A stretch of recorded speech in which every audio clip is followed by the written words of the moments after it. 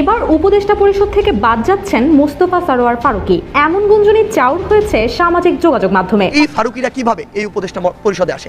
আমাদের জায়গা থেকে আমরা সেদিনই স্পষ্ট করে বিরোধিতা জানিয়েছি। পরে যেই মানুষটা সামনাসামনি রাজপথে নেমে না হোক, সোশ্যাল মিডিয়ার মাধ্যমে হোক, দেশে থেকে দেশের বাইরে থেকে হোক, সমর্থন জানিয়েছে, ওই সময়ে সৎ সাহসটি দেখিয়েছে, সেই মানুষটার এই জায়গায় প্রতিনিধিত্ব করা উচিত। আমরা যারা বাইরে কাজ করছি আমরা তো কিছু ফিগার ছিলাম, তাই না? ইলিয়াসের সাথে কথা বলতে পারতো না, কনকের সাথে কথা বলতে পারতো না, আমার সাথে কথা বলতে পারতো না, কোনো। আমি শেষে হাসিনাকে গেলে মাতারি কইতাম, আর ফারুকী প্রিয়াঙ্কা চোপড়ার বয়ফ্রেন্ড আব্দুল হামিদকে তার নেতা বলে ঘোষণা করে। দেখেন, সেই হয় বিপ্লবের পরে উপদেষ্টা, কারণ সংস্কৃতি উপদেষ্টা হওয়ার মতো লোক আর নাই। দর্শক, আজকের এই ভিডিওটি দেখলে আপনারা রীতিমতো অবাক হয়ে যাবেন। আপনারা জানেন ইতিমধ্যে আওয়ামী লীগ সরকারের পতন হয়েছে। এখন ক্ষমতায় আছেন অন্তর্বর্তী সরকার ডক্টর মোহাম্মদ ইউনূস। অন্তর্বর্তী সরকারের মাননীয় উপদেষ্টা ডক্টর মোহাম্মদ ইউনূস থাকাকালীন দেশে কি কি ঘটনা ঘটে যাচ্ছে তা আপনাদের প্রমাণ সহকারে দেখাবো। দর্শক, কথা আর বাড়াবো না, ভিডিওতে চলে যাব। তার আগে আপনাদের কাছে ছোট্ট একটি অনুরোধ, আপনি যদি আমাদের চ্যানেলে নতুন দর্শক হয়ে থাকেন তাহলে অবশ্যই চ্যানেলটি সাবস্ক্রাইব করে পাশে থাকা বেল আইকনটি বাজিয়ে দিতে ভুলবেন না। যারা অলরেডি আমার চ্যানেলটি সাবস্ক্রাইব করেছেন তাদেরকে জানাই অসংখ্য ধন্যবাদ। চলুন ভিডিওটি শুরু।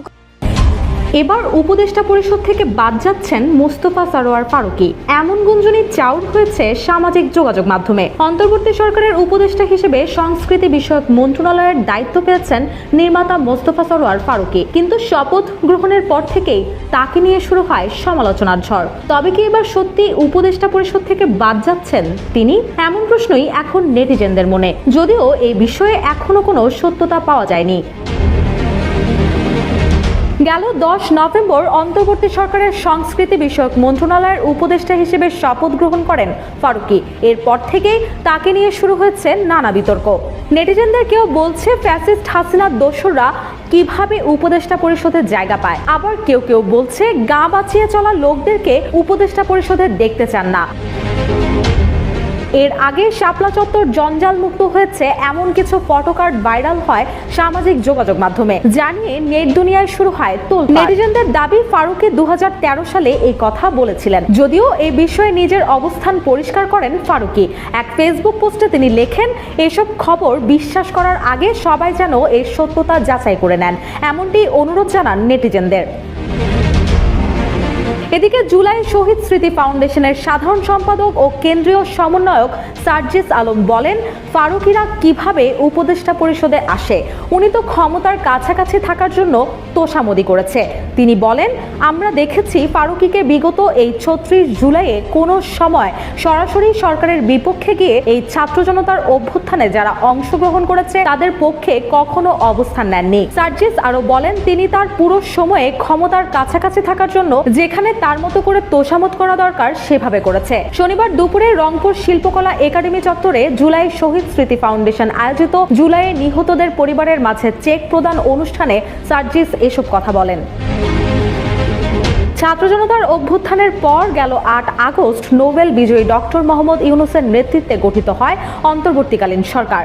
এরই মধ্যে 3 মাস পার করেছে 21 সদস্যের উপদেষ্টা পরিষদ, আর এই তালিকায় যুক্ত হয়েছে নতুন আরও 3 জন। তারা হচ্ছেন প্রধান উপদেষ্টা ডক্টর মোহাম্মদ ইউনূসের বিশেষ সহকারী মাহফুজ আলম, ব্যবসায়ী শেখ বশিরউদ্দিন ও চলচ্চিত্র নির্মাতা মোস্তফা সরোয়ার ফারুকী। এই 3 জনের যুক্ত হওয়ার মধ্য দিয়ে উপদেষ্টা পরিষদের পরিসর 21 থেকে 24-এ উন্নীত হয়েছে। না দেখেন, আমি তো ওই টাইমে জেলে ছিলাম, তখন আমি জেল থেকে বের হতে পারিনি। ও তো জানেই না। আচ্ছা, মানে না, আমি এখন বেসিক্যালি আমি তো এক্সপেক্ট করি নাই যে এইভাবে হুটহাট করে এরকম গভর্নমেন্ট ফর্ম করে ফেলবে, তাই না? এবং গভর্নমেন্ট ফর্ম করছে ভালো কথা, এবং অনেককে ডাকা হয়েছে ওখানে। সেখানে কিন্তু আমাকে গভর্নমেন্ট ফর্ম করছে ভালো কথা, আমাকে কিন্তু ডাকাও হয় নাই, মানে অ্যাজ ইফ এখানে আমার কোনো রোল নাই, ডাকা হয় নাই, এবং একটা ফোন করা পর্যন্ত করে নাই। এরপরেও মানে এটা ডিস্টেবলাইজ করে, এরপরেও একটা যদি ফোন করতো, হ্যাঁ একটু কথা বলি আসিফ, মানে আমি মানে ধরেন ওইখানে তো বাংলাদেশের বিষয়টা আছে, আমরা যারা বাইরে কাজ করছি আমরা তো কিছু ফিগার ছিলাম, তাই না? মানে আমাদের সাথে কথা বলতে পারতো না, ইলিয়াসের সাথে কথা বলতে পারতো না, কনকের সাথে কথা বলতে পারতো না, আমার সাথে কথা বলতে পারতো না, কোনো মানে আমাদের কোনো রোল ছিল না। মানে এটা ঠিক, আমরা দূর থেকে করছি, কিন্তু তাই বলে আমাদের কোনো রোল ছিল না, আমরা পার্ট না, আমরা তো বিপ্লবের অংশীদার। উপদেষ্টাদের তুই তো গাড়ি করেছি। হাসিনাকে তুই বলতে কয়েক বছর নিছিলাম, আমি শেষে হাসিনাকে গেলে মাতারি কইতাম। আর ফারুকি প্রিয়াঙ্কা চোপড়ার বয়ফ্রেন্ড আব্দুল হামিদকে তার নেতা বলে ঘোষণা করে। দেখেন, সেই হয় বিপ্লবের পরে উপদেষ্টা, কারণ সংস্কৃতি উপদেষ্টা হওয়ার মতো লোক আর নাই। আবার দেখেন মাহফুজ, ওই যে প্রধান উপদেষ্টা বিশেষ সহকারী ছিল না, ওই আবার সারিন্দা বাজাইছে ফারুকির হইয়া, সার্টিফিকেট দিছে। মনে হয় ফারুকিরা ওই ঢুকাইছে, তাছাড়া সার্টিফিকেট দিতে আগে আসে গা। যাই হোক, আসেন একজন তরুণ আন্দোলনের মাঠের কর্মীর গান শুনি। আমি মুসলমানের মেয়ে, উঠি আজানের সুরে গে, বলি থাকি ইসলামে থাক, এটা মুসলমানের ডাক।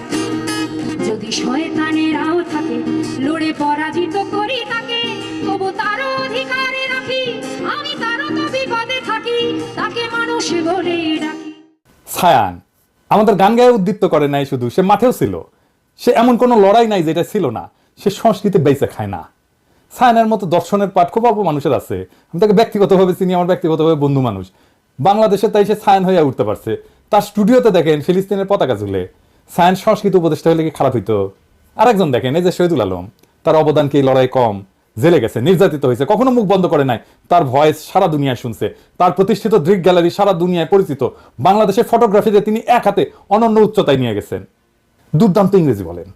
সারা দুনিয়ায় ওনার বন্ধুরা, হিউম্যান রাইটসে বলেন, আর্ট কালচারে বলেন, পলিটিক্সে বলেন, আমি দেখছি তাদের অনেককেই। দেখেন এই সেই অরুন্ধতী রায়ের সাথে আমাদের আর্ট কালচারের লোকদের যোগাযোগ নাই, কিন্তু উনার আছে। উনারে সংস্কৃতি উপদেষ্টা করা যেত না? সারা দেশ উল্লাস করতো, আমরা খুশি হইতাম উনি সংস্কৃতি উপদেষ্টা হইলে। তাহলে ফারুকি কেন? নিশ্চয়ই কোনো বিশেষ কারণ আছে, বিশেষ উদ্দেশ্য আছে। উদ্দেশ্য হইতেছে মুজিব প্রেমীরে দিয়া ইন্ডিয়ান কালচারাল হেজিমনি আর আওয়ামী নটনটিদের পুনর্বাসন করা। আর মাহফুজ ওটা সার্টিফিকেট দিতেছে। এটা জায়গা দিবেন না। এটা জনতার সাথে, বিপ্লবের সাথে, শহীদদের জীবনের সাথে বিশ্বাসঘাতকতা। ওর জান কালা কালা করে দিবেন। এদের যেন প্রত্যেক দিন কাটে ভীতির মধ্যে। যেটি দেখবেন পচা ডিম মারবেন। মোস্তফা সারোয়ার ফারুকিরে পচা ডিম কেমনি চিন্তা হয় জানেন তো? পানির ডুবাবেন ডিম, যেটা ভাসপি সেটা ডিমগুলো পচা। কম দামে পচা ডিম বিক্রি করে মুদির দোকানগুলা। পচা টমেটো হইলেও চলবি, কাজে লেগে যান। ওর উপদেশটাকে হান্দাই দিব আমরা। দুনিয়াত পচা ডিম, পচা টমেটো পলিটিশিয়ানদের মারা যায়, কোনো অপরাধ নাই।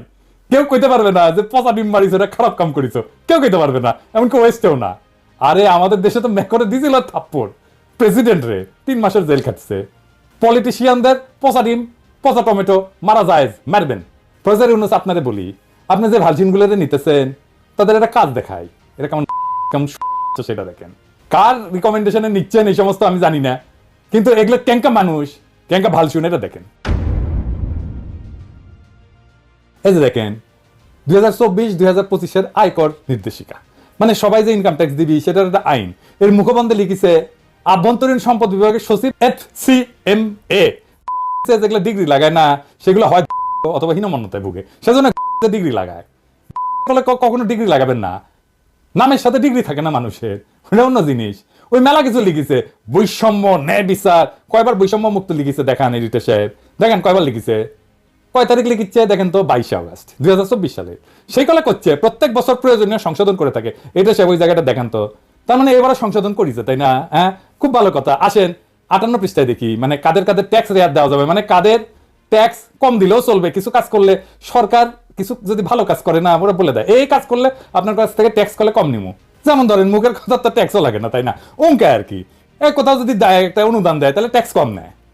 এখানে অনেক কিছু আছে, কোথায় কোথায় টাকা দিলে সে, দান করলে সে ট্যাক্স নিবে না, কম নিবে। মুক্তিযুদ্ধ জাদুঘরে দেখেছেন, মুক্তিযুদ্ধের স্মৃতি রক্ষার্থে নিয়োজিত প্রতিষ্ঠানে দান। আর কি আর কি আর কি? জাতির পিতার স্মৃতি রক্ষার্থে জাতীয় পর্যায়ের প্রতিষ্ঠানে দান। তার মানে 32 নম্বর জাদুঘর অনুদান পাবে। 32 নম্বর জাদুঘরে যদি এখন অনুদান দেয়, সে ট্যাক্স রেয়াত পাবে। প্রফেসর ইউনূসের সরকারে, বিপ্লবের পরবর্তী সরকারে মুক্তিযুদ্ধ জাদুঘর কিভাবে দাঁড়াইছে আর কিভাবে আবার দাঁড়াবে বুঝছেন তো? কেন মোস্তফা সারোয়ার ফারুকি 32 নাম্বার এইটারে আবার সংস্কার করার আওয়াজ দেয়?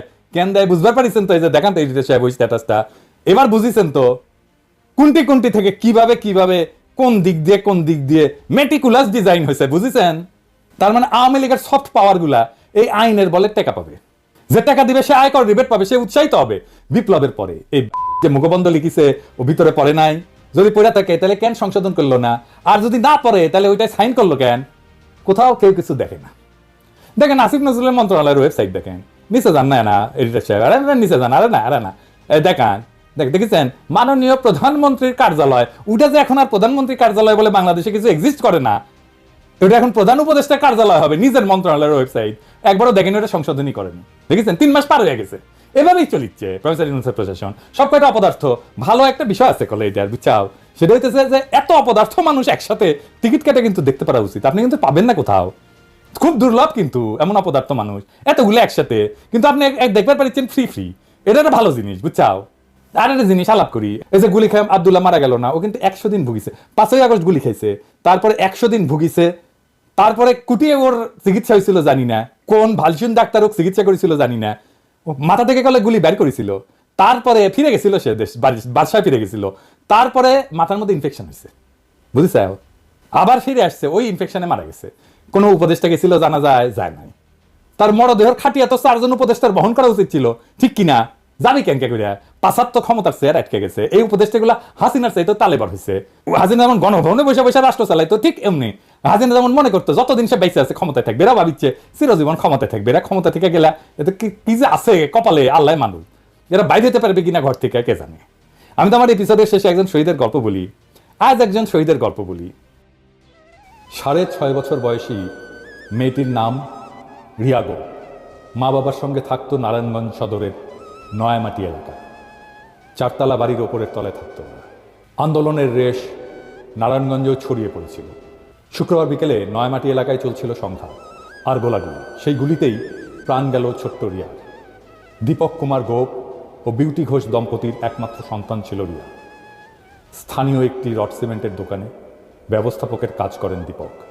বিয়ের 5 বছর পরে এ দম্পতির ঘর আলো করে আসে রিয়া। এবছরই ভর্তি হয়েছিল স্থানীয় একটি প্রাথমিক বিদ্যালয়ে। ঢাকা মেডিকেল কলেজ হাসপাতালের মর্গের সামনে অপেক্ষা করছিলেন দীপক কুমার, সঙ্গে ছিলেন আরও স্বজনেরা। কথা হয় রিয়ার এক স্বজনের সঙ্গে। তিনি বলেন, বাসার ছাদে খেলতে গিয়ে বাবার কোলেই গুলিবিদ্ধ হয় মেয়েটা। এর চেয়ে কষ্টের আর কি হতে পারে? হেলিকপ্টার থেকে ছোড়া গুলিতে প্রাণ গেছে এমন অনেকের, তাদের খুঁজে বের করা হয়নি। 3 মাস পার হয়ে গেলেও খোঁজ মেলেনি সেই স্নাইপারদের যারা নির্বিচারে দূর থেকে টার্গেট করে আমাদের বাচ্চাদের মেরেছে। আমরা ইতিহাস বলে যাব, সারা দেশের মানুষ জানবে ক্ষমতার মসনদে বসে কিছু অদক্ষ এবং লোভী মানুষ কিভাবে একটা রক্তাক্ত বিপ্লবকে ব্যর্থ করে দিল। তবু আমরা জ্বালিয়ে রাখবো আশা, হয়তো আবার একদিন জেগে উঠবে পুরো দেশ। আমরা অসমাপ্ত বিপ্লবকে সম্পন্ন করব, দেশের মানুষকে সাথে নিয়ে রাষ্ট্রের মালিকানা তুলে দেব দরিদ্র নিম্নবিত্তের হাতে। আমি আমার এই স্বপ্ন কখনো লুকাই না। আমরা আমাদের জীবদ্দশায় দেখে যেতে চাই একজন গার্মেন্টস শ্রমিকের মেয়ে ডাক্তার, একজন রিক্সাওয়ালার ছেলে আর্মির জেনারেল, একজন কাজের বুয়ার মেয়ে বিচারপতি হতে পারছে। আমরা ভারতের সাথে চোখে চোখ রেখে বুক চিতায় কথা বলতে পারতেছি। জুলাই আগস্ট আমাদের স্বপ্নকে আকাশে উঠাইছে, আমি ওইখান থেকে নামবো না। বাংলাদেশের মানুষ অসম্ভবকে সম্ভব করা শিখে গেছে, তারা এত সহজে থামবে না। আমরা আবার একদিন আকাশ বাতাস বিদীর্ণ করে আওয়াজ উঠাবো ইনকিলাব। দর্শক, সম্পূর্ণ ভিডিওটি দেখলেন, আশা করি বিষয়টি বুঝতে পেরেছেন। এই নিয়ে আপনার গুরুত্বপূর্ণ মন্তব্যটি অবশ্যই কমেন্ট বক্সে জানিয়ে দিবেন। ধন্যবাদ।